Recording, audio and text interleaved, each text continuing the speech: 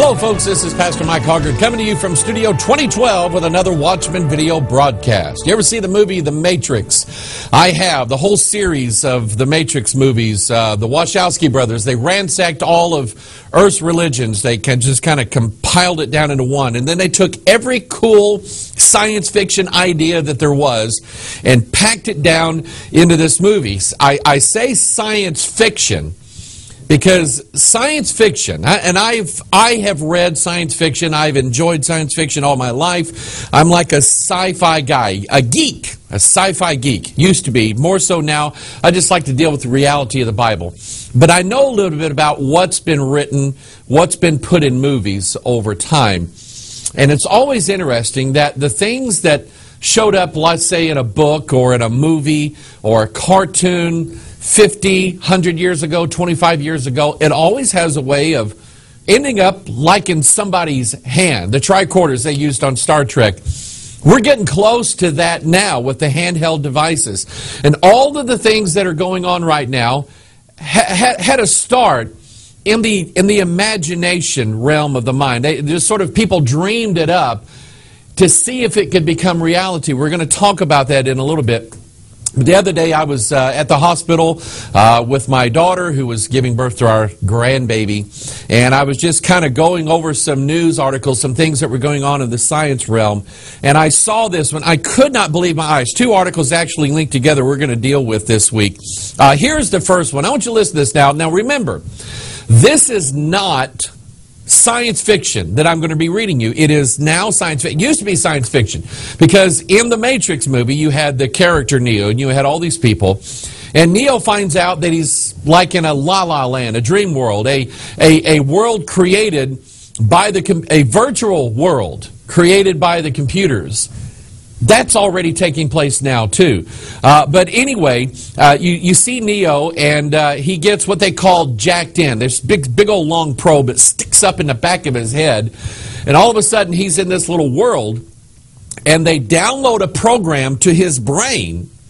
And now he knows karate, he knows jujitsu, he knows different languages. He knows all of these things, and he learns how to manipulate them with the power of his mind. And all this is done scientifically. Listen to this article here. An MRI machine could teach you kung fu and everything else. The idea of jacking yourself into some sort of machine that can teach you anything you want to know without you having to, do anything is total science fiction. Or it would be if some researchers hadn't just done it. Teachers, you are now obsolete.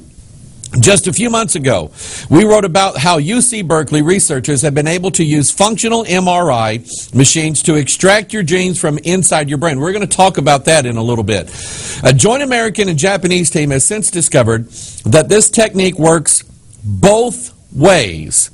It's possible to use an MRI machine to generate specific patterns inside your brain that can be used to teach you new things. Now, the article is going to tell you how it works. You pick a task that requires high performance from your visual cortex, like catching a ball. Then you go find someone who's a pro at catching a ball, stick them in an MRI machine, and record what's going on in their brain while they visualize catching a ball. Now you've got your ball catching program, and you're ready to learn. Next step, put yourself into the MRI machine and rig it to induce that pro ball catching imagery that you recorded earlier in your brain using neurofeedback. You don't even have to be paying attention while this is going on. Your brain, though, becomes familiar with that pattern, which is what learning is. Your brain becoming familiar with patterns. Play that pattern back enough, and you'll get better at whatever activity the pattern is associated with. This isn't just conjecture. The researchers involved have shown that this MRI pattern playback can, in fact, quote, cause long-lasting improvement in tasks that require visual performance. In theory, a type of automated learning is a potential outcome. Yes, that's right. Automated learning, it's real science. Now, who besides me thinks this is just spooky? Okay. Now let me go back. If I was like in high school again, or I was going to college again, I would dig this. I would so get into this because I hated to study. I hated to study books. I hated, and now I do that all the time. But I hated to do that, and I just wish that somehow, some way, they could just like inject all of this learning into my brain. That was back in the 80s when computers were first coming out.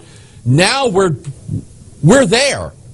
We have the ability as a species to take instantaneous ideas and put them directly into our brain, and so that they're known immediately, including how to throw a ball, how to do certain things. These ideas, where do they come from? You see, I have this little theory. I think God's people are inspired by the Bible. And we get our ideas, our philosophies, our ways of life. We get them from the Scriptures, and the Holy Ghost puts them into our heart. I want you to think about the opposite now. I want you to think about what Paul talked about in Ephesians chapter 6, because this is what I thought of when I'm going over this thing. Paul said, "For we wrestle not against flesh and blood, but against principalities, powers, rulers of darkness, spiritual wickedness in high places." 4 things here. Now, the thing I want to concentrate on today with this idea is powers. Powers. Think of powers. Think of spirits who inspire or give powers or ability to people that they do not ordinarily or have or cannot naturally acquire. I think that that's indicated in the Scriptures. You remember the one who was possessed of devils? His name was Legion. The Bible tells us that he had super strength, that they would bind him with chains and he would just break the chains and then just go back to the grave, which is where he liked to hang around dead people. Once you think about that for a while. But anyway, he had powers given to him by devil spirits. These are the things that you and I, as born-again Christians, are wrestling against. Not the people who invent the machines, but the devils who inspire them. They are the ones who have powers, who want to give people powers. They want to, and I want you to think about this idea of implanting thoughts or seeding thoughts inside of someone's mind. That's been done before. We're going to see the spiritual implications of it. While we're dealing with Ephesians chapter 6, dealing with principalities, powers, rulers of darkness, spiritual wickedness in high places, we go back with this same concept back to Daniel chapter 7. Daniel says he saw 4 great beasts rise up out of the sea. The 4th beast was dreadful and terrible. And when you read that description of that 4th beast, you'll see that this beast definitely has power over everyone. Daniel chapter 2, the 4th kingdom, they shall mingle themselves with the seed of men. We don't know exactly what that all entails, but we know that somehow, some way, there's going to be a fusion of this satanic realm into the very being and bodies of human beings. Literally his seed, his DNA. And I think we're approaching that with the technology, with the ability. I talked about on one of these Watchman broadcasts here not too long ago about the idea, it's called the singularity. The idea at the time at which computers become so fast and so smart, and then we all together figure out a way of fusing this into our bodies and making the machine world part of our. This is like what the Terminator series is all about, what the Matrix is all about. I've seen all these movies about how the robots and the computers get smart. It never works out good for the humans, okay? Just telling you, it just never works out good for the humans because they control and dominate. That's what these principalities, powers, rulers of darkness, spiritual wickedness in high places, that's what these are all about. Daniel 7, the 4th beast, he rules over all mankind. Daniel chapter 2, this is the 4th kingdom on the earth that is dominating planet Earth. Then in Revelation chapter 6, we have the 4 horsemen of the apocalypse. The first one that comes out is a white horse, and the rider on him has a bow, and he goes forth conquering and to conquer. And so it's all about taking dominion over mankind, and the whole focus of this is the human brain. It's the mind.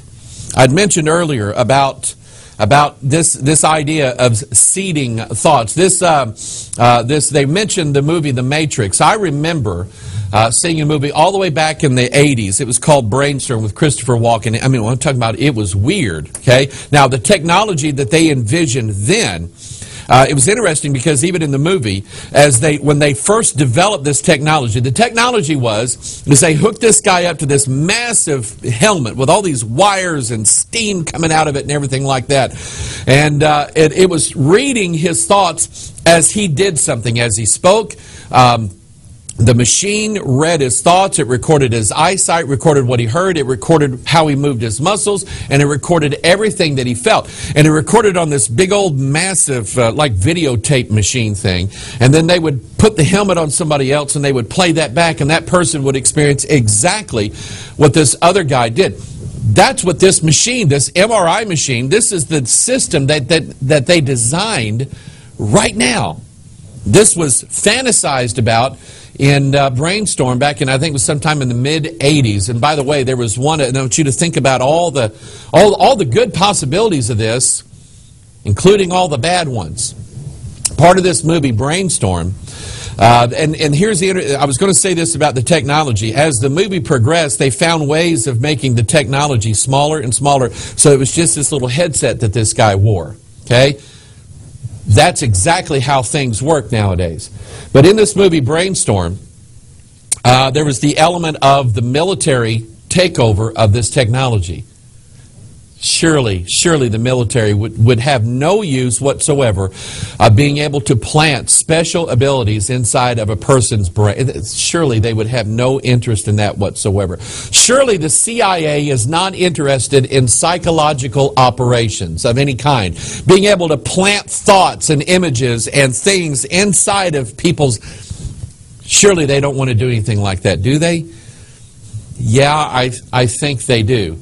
And then there's the fantasy aspect of it. In the movie The Brainstorm, I saw the movie. I know what happened in this particular movie was a guy recorded him and another woman, okay? And then he just kept looping that playback over and over and over and over and over. It's like the ultimate of fantasy reality in people's lives. And we have the technology now. We have the capability. And all of this goes back, the ability to seed a thought in someone's brain, all the way back to Genesis chapter 3. You see, there's some people out there, and I kind of get where they might be coming from on this. The Bible talks about the first son of Adam and Eve, who was Cain. The Bible refers to Cain being of that wicked one. Now, some have taken this idea and said, see, there was this, the devil, he slept with Eve, and Cain was like the son of the devil and Eve, and on and on and on. And I don't agree with that, but I can kind of see where they get that. But here's what we don't know is whether or not the devil actually mated with Eve. What we do know, what we know beyond any shadow of a doubt, exactly what the devil did to Eve in the Garden of Eden in Genesis chapter 3. He spoke to her. And he spoke to her words that Adam had not said to her, that God had not said to her. He spoke to her words. You see, he's the tempter, he's the deceiver, he's all of these things. And he spoke words to her. And he planted a seed of thought inside of her brain, inside of her mind, which caused her to act precisely the way the serpent wanted her to act. In Genesis chapter 3, you see, the serpent wanted her to eat the fruit. And so he spoke words to her that caused her to eat the fruit. Revelation chapter 13, we know for a fact a false prophet arises.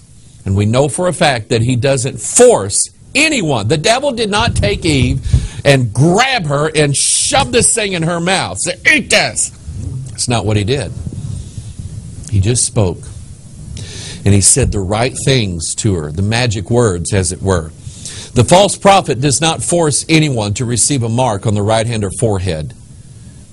He causes all, both small and great, rich and poor, free and bond. And this all has to do with planting a thought or an idea into the imagination part of somebody's brain. Why the imagination part of somebody's brain? Because we have two sides of our brain. We have the left brain, which is the logical, critical thinking. We talked about this in our video, the secret or the mystery of contemplative prayer. This idea that on the left side of the brain, it kind of looks like all these guys in white shirts and ties that work for IBM. They're in cubicles and they're sorting through files and facts and information and going through file folders looking for the right information, memories that are recorded. And that's the strong side of our brain. That's the one that's working the best in most everybody. And then we have the other side of the brain, which is the right side, which is the creative part. It sings songs and writes poems and draws pictures and invents things. Okay? And then it hands the invention, the creativity, the idea over to the engineers and the brain and says, how can we make this thing work? See how it works? Science fiction people are the dreamers. They dream this stuff up, or they get inspired to do this stuff through the creative part of their brain. They dream this stuff up, hand it over to the tech guys over on the other side and say, here, figure out how to work this thing. Okay? And that's exactly what happened. That's like the core of technology here. So I want you to think about this idea of imaginations. The Apostle Paul told us to cast down imaginations. Why? It's not that, we're never to use this side of our brain. That's not true, because this is part of our humanity. It is part of our mind. It is part of how God designed us, and they both work well together. But I want you to notice that in the Garden of Eden, the devil did not go to Adam. Adam, who is represented by this side of the brain, who, thinks logically and critically and things like that. He went to the weaker vessel, Eve.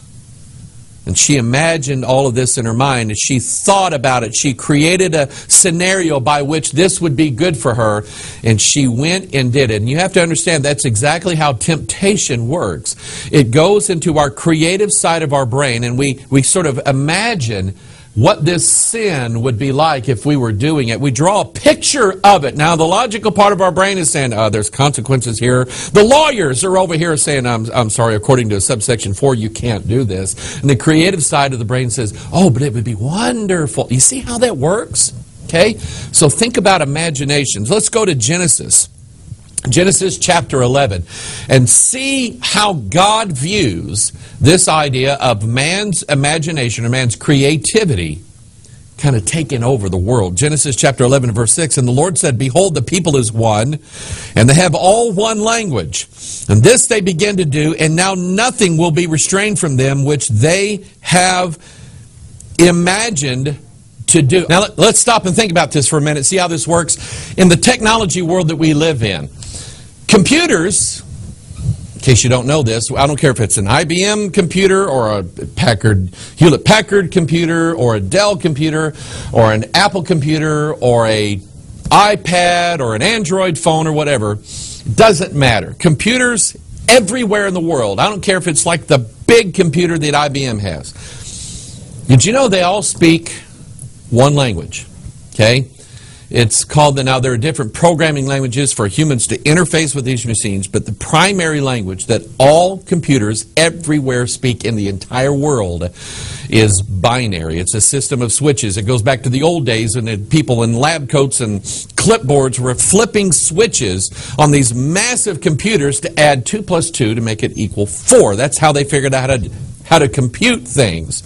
And so computers all speak the same language. Every one of them, they all have one language. And remember, we're working toward a day when computers and technology is going to be part of our physical being. And so think about Genesis chapter 11. And God said, I got to put a stop to this because they all speak one language and they're all one. And now nothing is going to be restrained from them which they have imagined to do. Now what did God do to bust all this up? He confused their languages. We're going to see something about that here in a little bit too, to try to bring everybody back together so we can finish what was started in Genesis chapter 11. But God said they first dream it up, or it's inspired to them. A thought is seeded into their brain. Then they figure out how to do it, and nothing will be restrained from them. And God says, they can't handle this kind of information. It always turns bad for the human being. Is that true? Yes. When the serpent gave his words to Eve and seeded that thought inside of her mind, it changed her. It did something to her. It messed her brain up, messed her thoughts up. Romans chapter 1, verse 28, even as they did not like to retain God in their knowledge, God gave them over to a reprobate what? To look at that word, mind. To do those things which are not convenient. Let me tell you what was convenient. It was convenient for Adam to wake up every morning, walk over to a banana tree and pull a banana off and eat it. That was convenient. I mean, that's pretty convenient. God was going to feed Adam and Eve inside the Garden of Eden conveniently. But now that they've sinned, God puts them out of the garden and says, Adam, go to work. You're going to have to work. By the sweat of your face, you're going to put food in your mouth. It's not going to be convenient for you anymore. It's not going to be easily attained. And when God gives people over to a reprobate mind, that's what happens. Things start getting difficult and things start getting hard. Romans chapter 8, verse 6. For to be carnally minded is death, but to be spiritually minded is life and peace. 2 Corinthians chapter 11, verse 3, but I fear lest by any means, here it is, look at here, as the serpent beguiled Eve through his subtlety, so your minds should be corrupted from the simplicity that is in Christ. The Apostle Paul is warning us who live in this day. See, some people like to say, well, you know, the Bible was written, 2,000 years ago for these people, and it meant a lot to them, doesn't really mean a lot to us now. I'm telling you, I think it means more now than it did back then. We can certainly see the corruption of the human mind taking place. And I want you to think about this. Remember the military guys. Remember the Hollywood people, okay, and the porn people getting a hold of technology that can inject these ideas directly into the cortex of your mind. Let's see, is that going to turn out good or is that going to turn out bad? It's going to turn out bad. As the serpent beguiled Eve through his subtlety, through the simple implantation of a thought or an idea directly into the core of your brain, minds are corrupted. You see, when we read the Bible, our minds are renewed. The renewing of our minds, Paul talked about. But when we let the devil seed thoughts into us, our minds are corrupted. There's a way, if you're a Christian, to avoid this. Philippians chapter 4, verse 7, and the peace of God which passeth all understanding shall keep your hearts and minds through Christ Jesus. I just kind of have an idea. I don't know exactly how it's all going to pan out, but I have this idea that there's going to come a time when there's going to be the ability by, let's say, the New World Order, the principalities, the powers, the rulers, in other words, to give everybody this seed thought inside of their mind. And it's not going to work with Christians, because Christ, who gives us peace that passes all understanding, keeps our minds and our hearts pure. 1 Timothy chapter 6, verse 5, perverse disputings of men of corrupt minds, destitute of the truth, supposing that gain is godliness, from such withdraw thyself. 2 Timothy chapter 3, verse 8. No, just look at the language of minds and thoughts being corrupt. Now, as Jannes and Jambres withstood Moses, so do these also resist the truth. Men of corrupt minds reprobate concerning the faith. You see, as men's minds become more corrupt, they don't gravitate toward the Scriptures. They think that the Bible, the Scriptures, is just a joke. It's a bunch of myth. It's a fairy tale. It's not part of our news. That's what's going on in the church right now. The corruption of men's minds is taking place inside of the church, and so they don't like the faith. They don't like the truth. They're reprobate. You know what that word reprobate means? It means they're not able to be probated. They're not able to be corrected, reformed. They've kind of crossed a line, and they're not coming back. Reprobate concerning the faith. Titus chapter 1, verse 15. Unto the pure, all things are pure. That's why I believe the Bible is pure, the pure word of God. But unto them that are defiled and unbelieving is nothing pure, but even, look at this, their mind and conscience is defiled. Their mind and their conscience is defiled. Now, I want you to think about this, okay? Think of a time now. This technology here, it's part of me, the flesh nature of me says, man, that is the coolest thing I've ever seen in my life. The Christian side of me says, this is not going to turn out well for mankind. The ability to plant these seeds right inside the brain of man to corrupt men and to defile their conscience. Let me kind of explain what that means. The word conscience, I like breaking down words. The word con means with. Chili con carne means chili with meat, so it's with. Con means with. Science means knowledge. Okay? So the word conscience means with knowledge. Your conscience is the part of your brain that remembers what you did. Okay? It remembers what you did. And when someone asked you, did you do this? Your conscience, the guys in the cubicles have opened up the file folder and they're going, yeah, we remember this. It's right here. Okay? That's your conscience. Your conscience knows that you did it. Okay? And if you're going to lie about it, you can't ask the guys in the cubicles on the left side of the brain to, hey, read this out loud now. You can't do that. You have to have this over here, draw a picture of something else that you might have done instead of doing this. So in order to really lie, okay, and here's what happens. When we do this, when we lie, our body gives out little signals. That's what a lie detector test detects. Little heartbeats and sweat and breathing. Sometimes we're kind of understanding now that the way the eyes move, just little tells about people who play poker. They can read their people. Mentalists can read people. They're not reading people's mind. They're reading their facial gestures and their hand gestures. They can kind of tell when someone is not being truthful. Detectives know how to pick up on this. They just can't use it in court very well. They have to prove it, but they can kind of pick these things up. You see, because we have a conscience. And in order to lie, our body sends out all these little red flags and flares everywhere because the guys in the cubicles are reading the papers and they're going, no, that didn't happen. And this part of the brain over here is going, shut up. So you know what happens when the conscience is defiled? Okay? They take all the guys in cubicles, all the lawyers, all the technicians, everybody else, and they fire them. Okay? Turn the lights out, lock up the folders. Nobody's going to read that information. Their conscience is defiled. There are some people who can lie and sin and think nothing of it.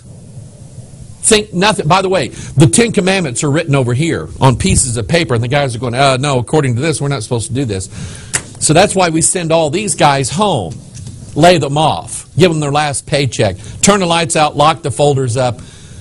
Now their conscience defiled. Now the person can do whatever they dream up, and there's nobody telling them that they can't do it, and it's okay. This is the world we're headed into. Now, we have the technology now to do it on a massive scale. Hebrews chapter 8, verse 10, for this is the covenant that I will make with the house of Israel after those days, saith the Lord. Listen to what God said. I love this. If you just want to think about what this technology can do, think about what God is already doing. Think about it. God said, I will put my laws into their mind. Did you catch that? And write them in their hearts, and I will be unto them a God, and they shall be to me a people. Look at this. God said, here are the guys in the cubicles with the folders and the paperwork and everything like that. God said they already have all the laws here. God said, I'll put them into their mind, put them into their heart, so that the body, the person, will do the right thing and do what's right. God said, I'm not just going to put them on a wall somewhere. I'm going to put them right into their mind. So think about it. Think about the opposite of this. Devil comes up, helps these guys in lab coats with the technology, and now they have the ability to change and to implant what's in here. And instead of the laws of God, it's the law like written in the first in the Satanic Bible, Anton LaVey, 1969. Do what thou wilt shall be the whole of the law. That's the technology putting that idea into people's brains. 1 Peter chapter 1, verse 13. Wherefore gird up the loins of your mind. Be sober and hope to the end for the grace that is to be brought unto you at the revelation of Jesus Christ. Now let's go back to Genesis chapter 6. This is God as in the days of Noah. Verse 5, and God saw that the wickedness of man was great in the earth, and that every imagination of the thoughts of his heart was only evil continually. Think about it now. Think about our brain. Here's all the paintings going on, and here's all the guys with the paperwork. Okay? And mankind had gotten to such a point, such a state, and I think he had help. I think mankind had help with this. Number one, we know the tempter had already tempted and deceived Eve, and those spirits were at work. But we also know the corruption that was taking place by way of the sons of God mating or marrying the daughters of men. We already know that there was corruption going on. So much so now that in man's brain, in his mind, there's no law. There's no, thou shalt not do this, thou shalt not. There's nothing like that. Every thought and every imagination was only evil continually. I get back to this movie, Brainstorm. This guy, you know, he did this thing with this girl, recorded it, and then he just kept looping it over and over in his brain. Over and over and over and over. And I'll tell you this, you probably know some people that would love that kind of technology over and over and over and over. You see, people are going to give themselves over. They're not going to be taken by force. They're going to be given exactly what they want. Think about the incentive. The children of Israel going to Canaan land. What's the incentive to serve all these false gods? The incentive is that these false gods had a goddess, and she was to be worshipped a certain way. She was a fertility goddess. And so the Israelites go in there and they see that and they go, that's the religion I want right there. You see how it works? This technology is going to be embraced by people. And it's just going to corrupt their mind. And when it gets too far, God's going to say, we're going to flood again. Not with water, but with iniquity in the last days. Jeremiah chapter 6, verse 19. Hear, O earth, behold, I will bring evil upon this people. Even, listen to this now. Oh, here we go. Even the fruit of their thoughts. Stop right here. The fruit of their thought. Well, in fact, let me finish reading the verse here. Because they have not hearkened unto my words, and nor to my law, but rejected it. The guys over here have the words and the law, and they're reading. They're the lawyers who are saying, you can't do that. That's going to get us into a lot of trouble here. There's consequences for this, dire consequences if we do this. These are the lawyers over here, okay, telling us the law, reading the law, saying the law says you can't do that, okay. This says, you know what, I want to do whatever I want to. I want to be free, okay. That's what they do. And God says, fine, that's what you're going to get. Here's what's going to happen. You're going to get the fruit of your thoughts. Genesis chapter 3. Lucifer, the serpent, beguiling Eve, putting these ideas in her mind, and all she can think about now is that fruit, that fruit, that fruit. I want that fruit. I want. And so what happens? She gets exactly what she thought to do. And I'm telling you that we're headed as a civilization, as a society, as a world, we're headed to getting the fruits of our thoughts. Those thoughts may be helped along a little bit. We dealt with this idea of subliminal advertising here a few months ago. That process is already taking place. People are being programmed and trained and conditioned to think in a very specified way in order to bring about the fruit of the thoughts of mankind. Mark chapter 7, verse 21. Here's some of those fruits. For from within, out of the heart of men proceed, number one, evil thoughts. Evil thoughts. Number 2, adulteries. 3, fornications, murders, thefts, covetousness, wickedness, deceit, lasciviousness, and evil eye. Think about the back of the $1 bill. Blasphemy, pride, foolishness. All these evil things come from within and defile the man. Okay? You've heard of this idea of what goes in must come out. And I can tell you that when you start putting all these bad... I'm going to sound like Joel Osteen for a minute, okay? So you just forgive me. It is true that the more we defile our mind, the more that is going to come out. Music has an effect upon our actions. The things that we watch and see have an effect upon our actions. We cannot deny that. This is why the Bible tells us to renew our mind, to think on these things. Philippians chapter 4 tells us, whatsoever things are true. So you know what? Get some Bible in your brain. Get some Word of God back into the places of your mind that it belongs in. And God will protect you from these days that are coming.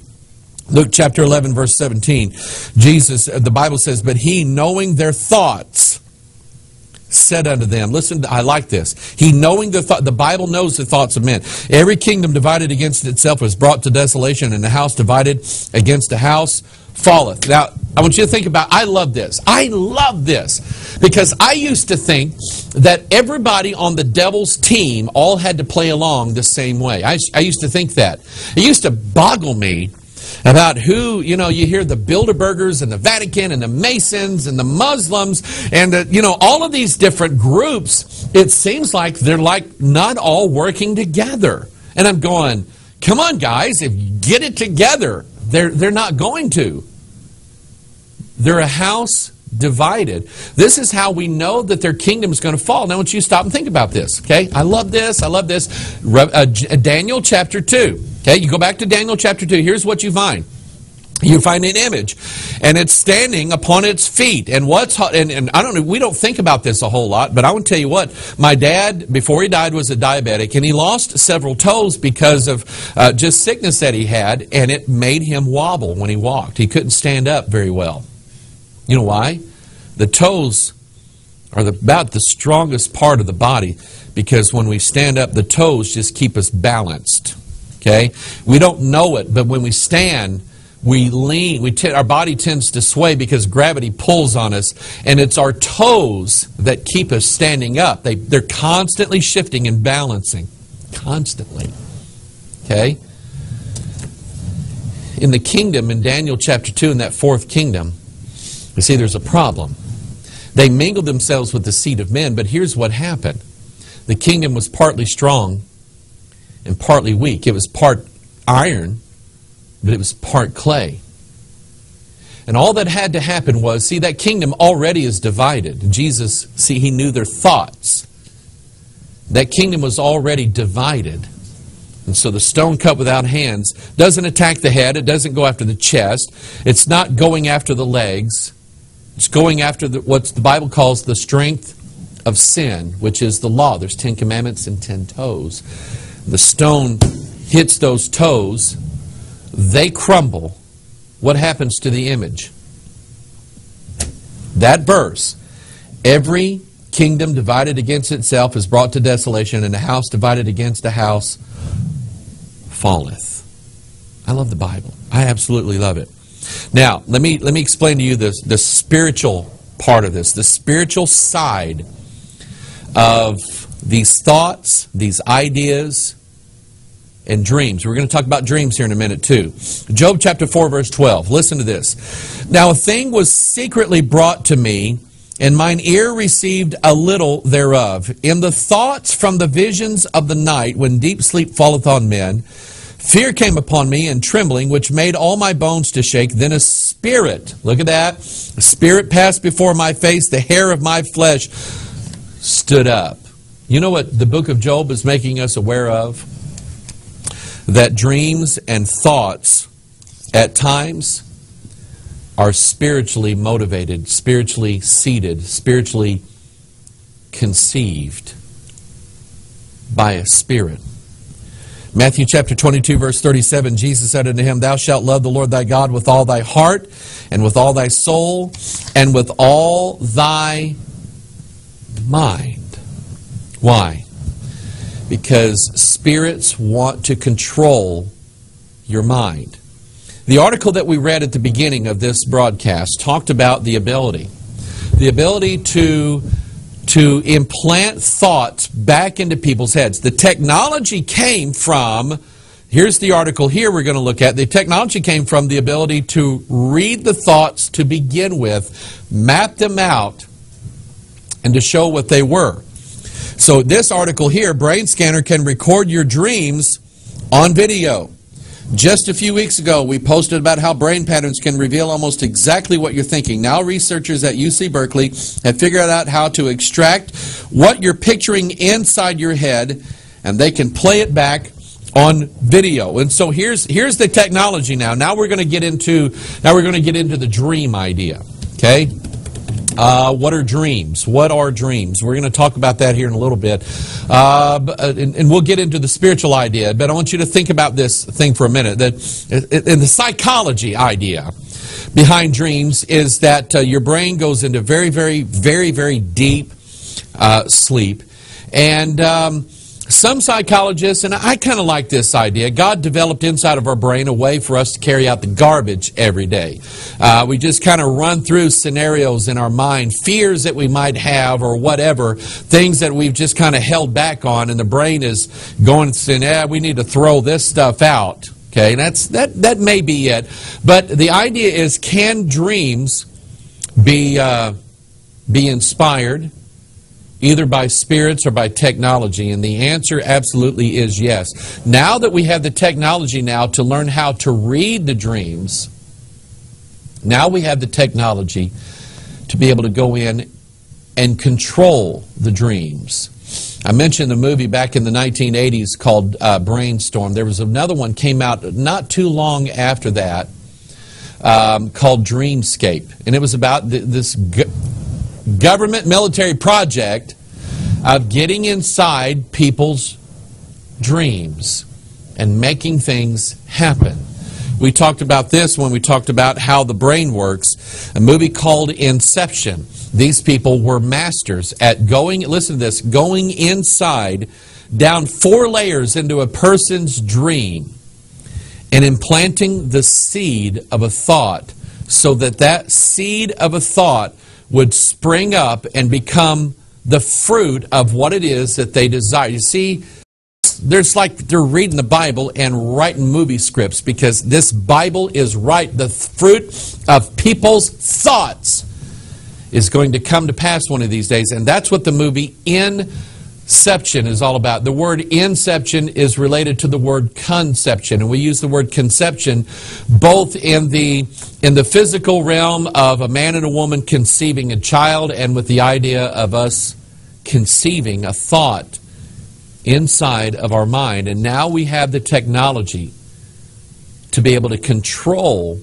the outcome of what people think. We are bringing about in this world the ability to produce the dreams and the thoughts that will bring in the New World Order, that will bring in the kingdom of the Antichrist, that will give people the fruit of their thoughts. God says, okay, I know what you're thinking because I can know your thoughts, and I'm going to give you exactly what you wanted. Those who love the Lord with all their heart, with all their soul, with all their mind will be protected from this.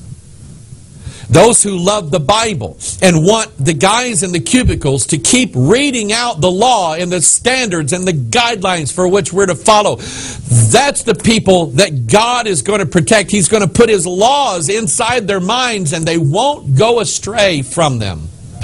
Okay? But it's the people who say, the Bible, we need to get, we're going to fire the guys in the cubicles. We're going to turn the lights out. We're going to lock up all the file drawers. And we're just going to do whatever the Spirit flows us to do. I've been listening to a lot of stuff, and I hear a lot about flow. Flow, this freedom of flow, the Spirit flowing. You see, we get the idea of flowing like this. It's waves, and it's, okay? I want you to think about that, because God had a lot to say about dreams. Now, let me help you with something, because I've had people say, I believe in prophetic dreams, okay? Okay, let me read some scriptures here, okay? Because you ought to know me. I believe the Bible. I believe it's right all the time. And the Bible, everybody says, the book of Joel, you're going to have dreams and visions. And so now everybody's having dreams and visions. There are some pastors, I know, in whole movements that won't do anything until they have a dream. And when they have a dream, they'll do exactly what they think the dream is being interpreted to tell them what to do. They'll do exactly what they think that's supposed to do. Let me see if something makes sense. Because I have my testimony, but I like to just stick with Scripture. My testimony is, when God called me into this ministry of studying Bible prophecy, I was listening to these guys that are having dreams and visions all the time, and I said, God, I want dreams and visions. I want to have a dream where I see everything that's going to happen, then I'll tell everybody what's going on. God's so good to me. God's so good to me.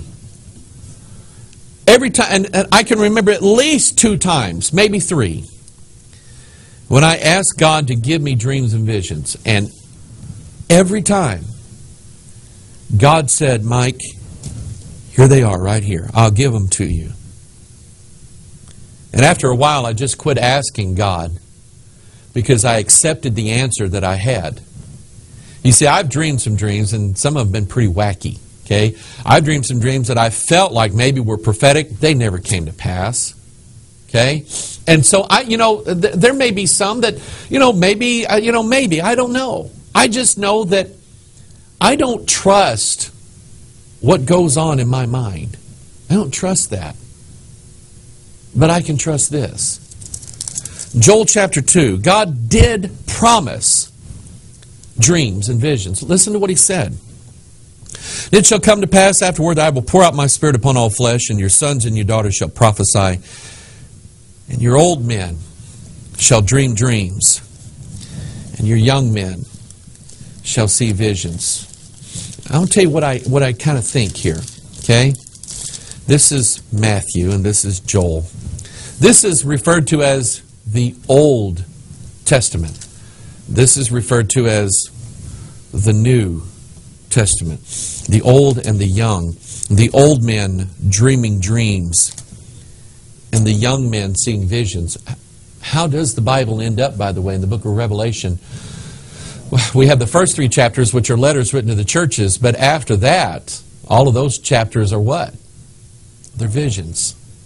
And you see, I trust those visions, and so I believe in them through the pages of the Word of God. Here's the problem. Because even if you're convinced that God is still giving prophetic dreams today, let me tell you how bad this turns out, and let me tell you why you can't trust Him. Let's say somebody in your church, that God, they're a prophet. They have like dreams and visions all the time. Okay? Number one, how do you know? You see, because I could probably think about it for a while. I could probably come up with something to look spiritual, and I could probably influence a lot of people to say, oh, listen, God gave me a prophetic vision. Let me tell you what God said was going to happen. See, I could make the whole thing up, and I could deceive a lot of people, and I could probably get a lot of money out of it, because that's what some people do. So how do you know they didn't just make it up? And how do you know that they got it from God? Because now we're seeing the technology. If you don't believe spirits have anything to do with dreams, and Job said they did, now we have the technology to make dreams. We have the ability. Deuteronomy chapter 13, verse 1. If there arise among you a prophet or a dreamer of dreams, and giveth thee a sign or a wonder, and the sign or the wonder come to pass, whereof he spake unto thee, saying, let us go after other gods, which thou hast not known, and let us serve them. You see, God warned in Deuteronomy 13, He said, dreamers of dreams, you watch these guys, because they're going to come up with all these dreams and these prophecies. They are going to lead you to worship another god. They will. Or other gods. Other gods. They will do it. And if you have the mindset that you're relying upon all these dreamers of dreams and these latter-day prophets to tell you what God said, rather than trusting the Scriptures, you're setting yourself up for a fall. Jeremiah chapter 23, verse 25. I have heard what the prophet said that prophesy lies in my name, saying, listen to this, I have dreamed. Did you hear that? They prophesying lies, and they said, oh, I dreamed a dream. God said, how long shall this be in the heart of the prophets that prophesy lies? Yea, they are prophets of the deceit of their own heart, which think to cause, think of the words that are being used here, my people to forget my name by their dreams, which they tell every man to his neighbor, as their fathers have forgotten my name for Baal. Are you, come on, people. How much clearer does the Bible have to be? The latter-day prophets and the dreamers of dreams, God says they're lying through their teeth. And they'll make you forget even the name of Jesus himself.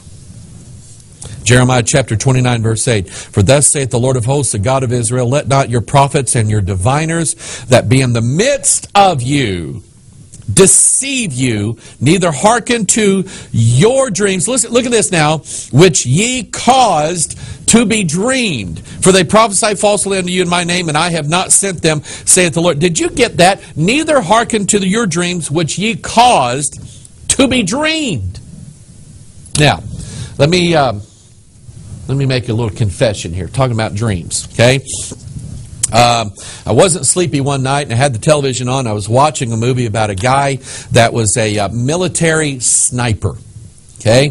And I watched it for a few minutes, and I turned it off, and I went to sleep. I woke up at 3 o'clock the next morning because I had a dream.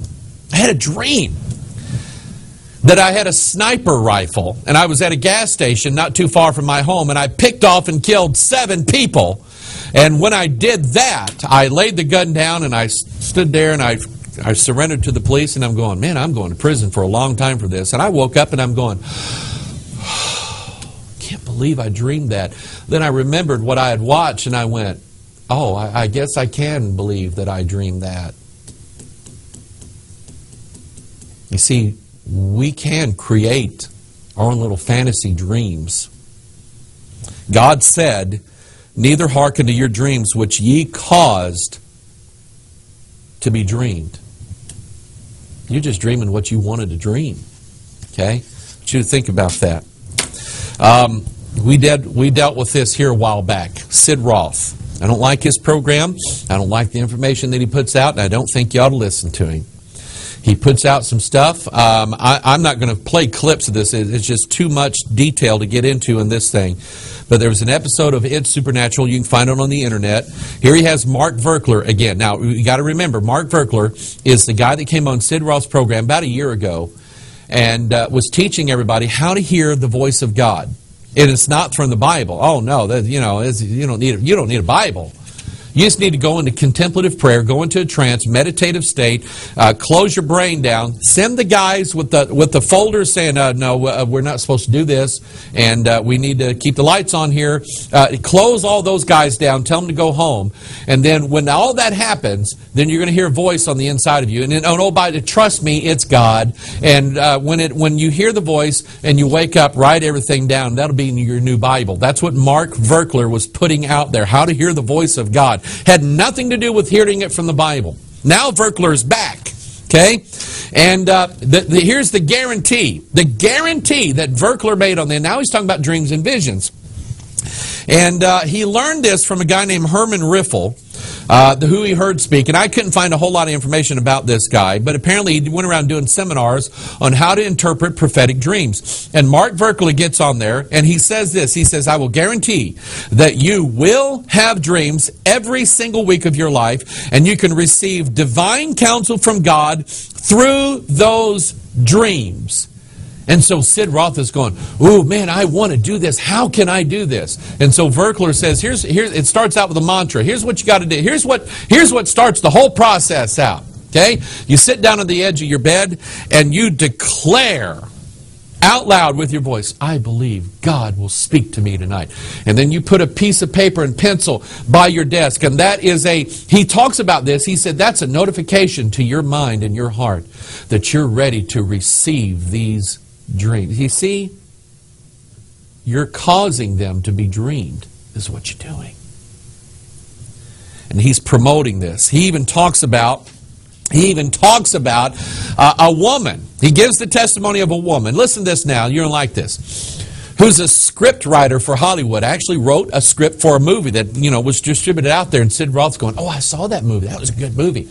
He talks about this woman who is a script writer who started dreaming this way once a week, and God was giving her things. Is it hard for us to conceive in our mind that the people who are writing scripts for TV shows, movies, news programs, and commercials, and books and magazines, the people who are writing this stuff, is it hard for us to imagine that they're getting help? There's an agenda out there, people. There's an agenda. Got a couple more things here. You know what? I'm going to wait. I'm going to stop right here. Okay? I'm going to put this somewhere else. Maybe next week. I don't know. But I want to stop right here because I want you to ponder this idea about your thoughts. God knoweth the thoughts of man, that they're vanity. Okay? I never impressed God with anything that I thought. God does not sit up in heaven and wait for the next Watchman broadcast to come out to go, ooh, Mike, that was good. Man, I know it's my word, but I didn't know that was in there. God doesn't do that. Okay? And I can tell you that God's never been impressed with any of my thoughts. I, however, have been impressed with the thoughts of God because I know that the thoughts of God are for me and intended to me, and the thoughts of God to me are good. And I have to be careful in my life what I allow to influence my brain, my thoughts. I'm sometimes careful about what I read, what I watch, what I listen to, who I hang around, because be not deceived, evil communications corrupt good manners.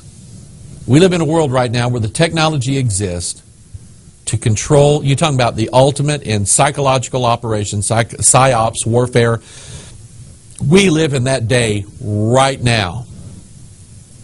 The Christian, those who want to escape the things that are coming, those people who want the help from God can get the help from God. And God will protect you. God will build a hedge around your brain and around your mind that the devil cannot get through unless you let him. Okay? Unless you open the door and let him in. He can't get in there. It's called sobriety, soberness. Be sober, be vigilant. For your adversary the devil, as a roaring lion, walketh about, seeking whom he may devour. And he's going for your brain, people, your mind, your thoughts, your conscience. Have you ever done anything wrong? Have you done anything wrong this week? I have. You know what my best friend is? My best friend is my conscience. Sometimes my conscience won't let me sleep at night. Sometimes my conscience will just bother me because it's my knowledge of what I've done. The guys in the cubicles are going, yeah, we have this recorded here, and boy, I tell you what, we need to deal with this right now. The lawyers are telling me, Mike, we need to deal with this. And then I'll get on my face before God and say, God, I'm sorry. God, I need a clean conscience, a pure conscience, undefiled.